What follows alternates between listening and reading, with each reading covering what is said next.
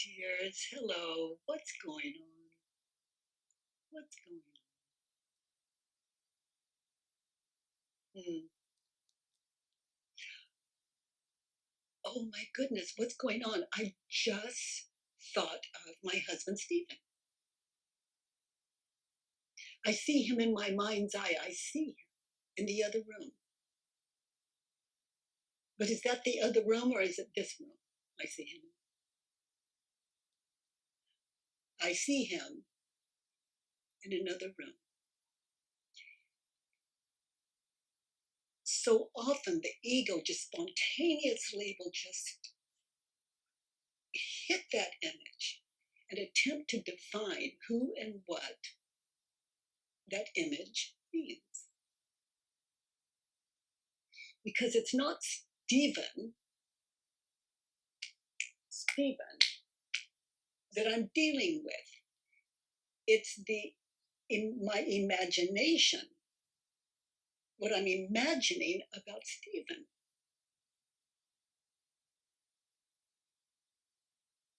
So far, Stephen has nothing to do with this. There's a Stephen in my head. I see him. This picture in my head of him in the other room. And I wait. Is that friend or foe to the ego?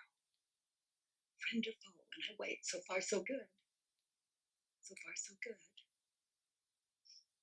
This is so intimate. That is my Stephen. He doesn't belong to him. This is my Stephen. There's a Stephen of who he believes he's that identity, who he believes him to be. And then there's the Stephen that I imagine him to be, the Stephen I live with. Those are two different people. So how is it possible for me to care about him, that he change his life around for my benefit, those little trivial things that we do all day long with each other?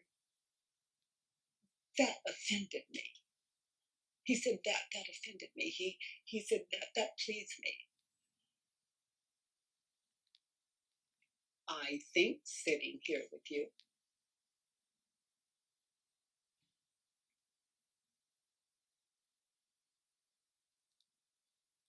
the poor man. If I don't love, here's the point of this morning. If I don't love the Stephen here, I can't love the Stephen that may walk into this room any moment.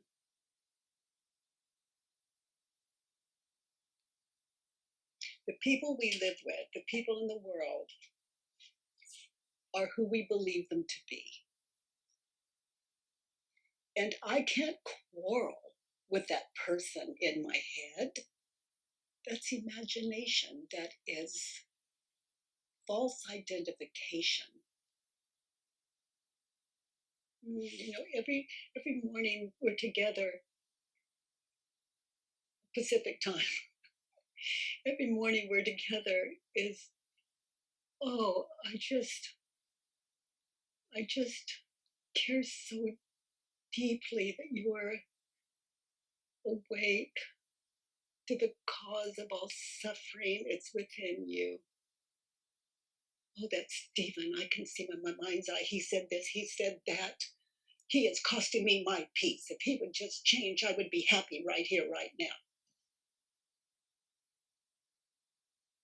Man sleeping in the other room.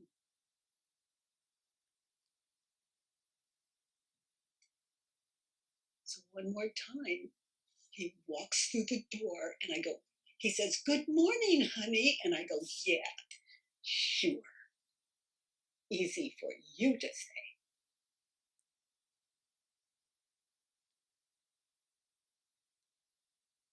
So I am in conversation with the Stephen of my imagination, with the real deal, obviously. "Good morning, honey." There's a problem here, and it's not his.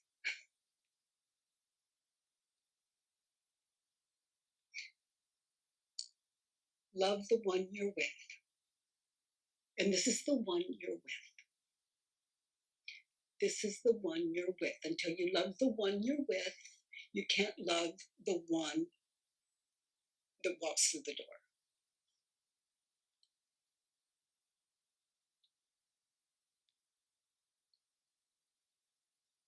If I had to wait for the world to change,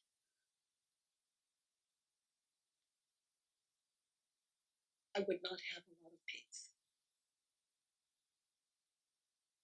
The world changes. The world is inside you. That's Stephen, my imagination.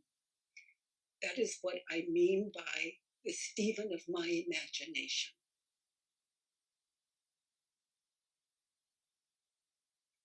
If I can't make peace with that, I'm pretty hopeless. I think I'll just divorce and find someone kinder.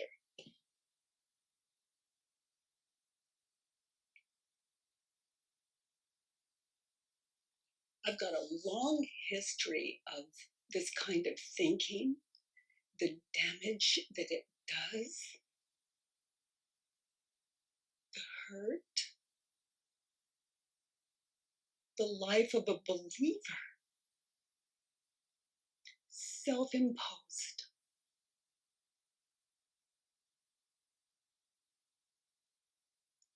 And I want you to test this and be open to it, if you're open to it.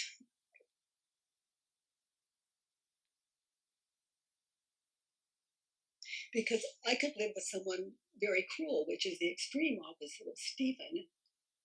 I could live with someone very cruel, and still, what I'm thinking and believing, the terror, is here. On a scale from 1 to 10, from peace to violence. You can do something about it. You can give you something that person can never give you.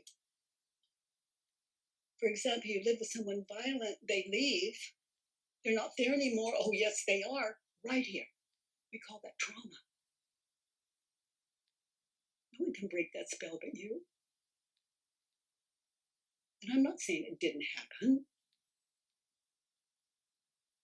It's just that, isn't that enough? You can end it here.